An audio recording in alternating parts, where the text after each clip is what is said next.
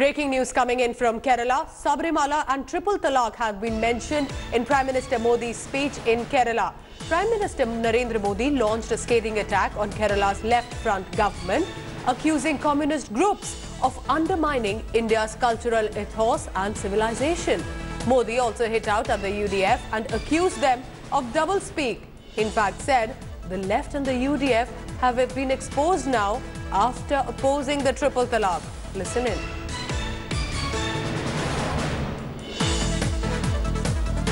The issue of the Sabarimala temple had caught the attention of the entire nation. The people of India are seeing the manner in which the communist government of Kerala are disrespecting all aspects of Kerala's culture. I fail to understand why the communists are undermining our culture and civilization, which has stood the test of time over centuries. Neither the Congress nor the communists have any concern for women empowerment. If they did, they would not be opposing the NDA government's effort to end triple talaq.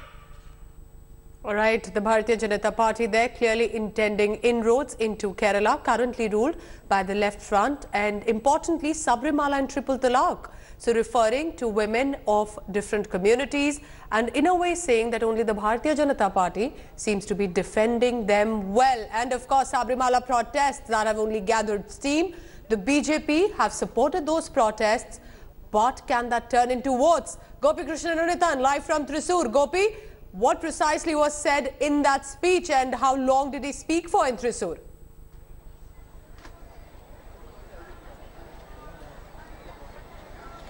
Well, Pooja, Prime Minister's speech in Thrissur had a lot of political significance because the way that speech was structured, the speech that actually went along for like almost 40 to 45 minutes, he started off with development politics, and for the first 20-odd minutes, he was emphasizing on the projects that the state government has successfully implemented and also the kind of economic growth the country has achieved over the last 4.5 years.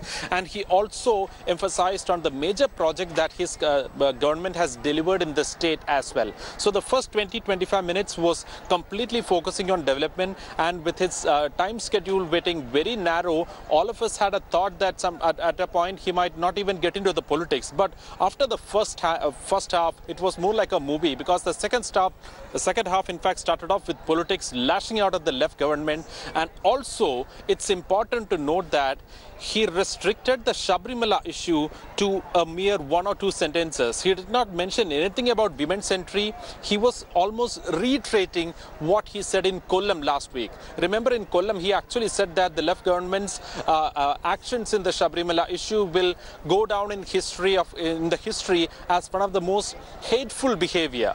He was reiterating more or less a statement very similar to that. Then he went along with other political allegations against the left and also against the UDF.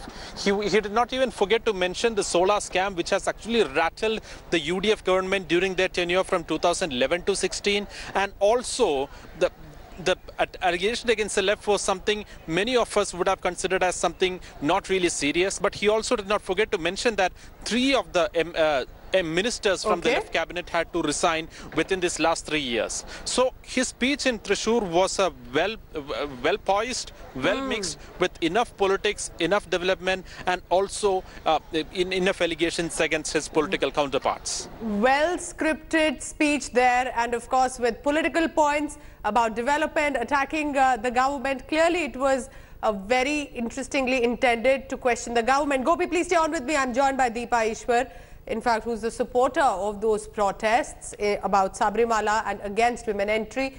Deepa, what does it mean that Prime Minister referring to the Sabarimala issue?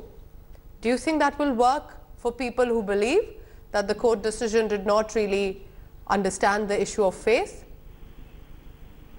Well, I think it is definitely a matter of relief for all of us, because the Prime Minister coming out and taking a stand. I mean, of course, the Prime Minister he also had an option to be quiet about things happening around. But then, he came out in the open to openly talk about what he believed in and what he thinks is right is a huge relief for us, because of course he's someone who's in power, and the fact that the review petition right now is in the court and awaiting the hearing on Prime Minister Narendra Modi is also the star campaigner of the Bharatiya Janata Party. Clearly it is aimed at elections. It is about aiming to gather votes, and why not mention the issue of Sabarimala there then?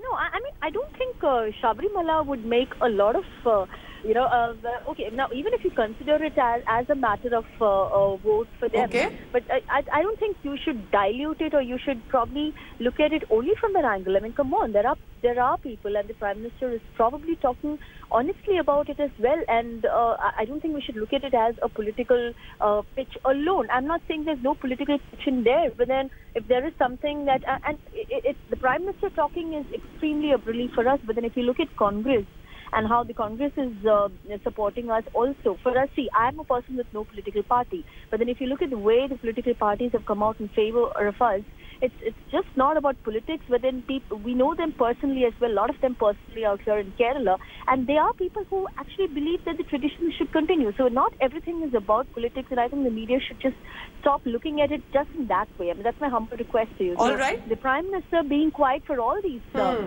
for all these initial months, and now coming out in the open and saying that is definitely a very well-planned, thought-out statement by him. He was initially, I think, I'm interpreting it this way, that initially he was a little confused if he should say that or not, because his words will not be considered as yours or mine. It's the words of the Prime Minister. So he was a little cautious about it, but now I think he's made a decision that, yes, he should support in what he believes. Okay, so Prime Minister Narendra Modi, yes, officially coming out in support. Deepa Ishwar, thank you so much.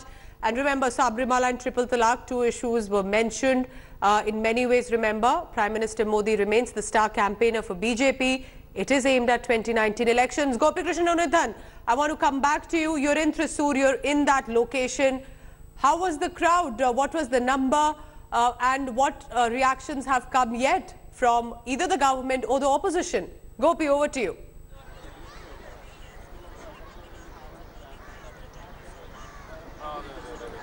Well, Pooja, could you please repeat the question? There was a small problem with the connection. Sure. Could you please? Gopi, how many people were there in the audience, and precisely any reactions that have come from either the government or the opposition on Prime Minister Modi's speech?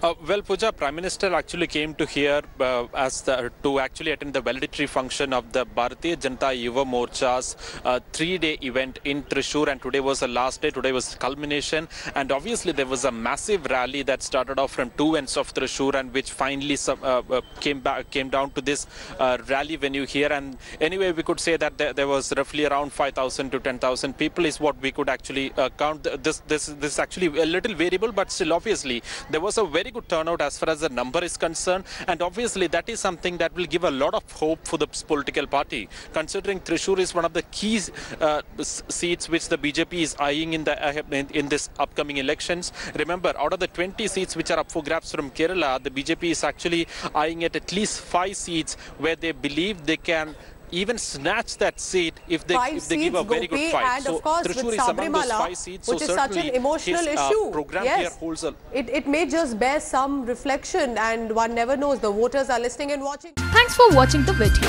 For more such news and updates, please like, share and subscribe to India Today. Also check out our other great videos from our channel. We know you would love to.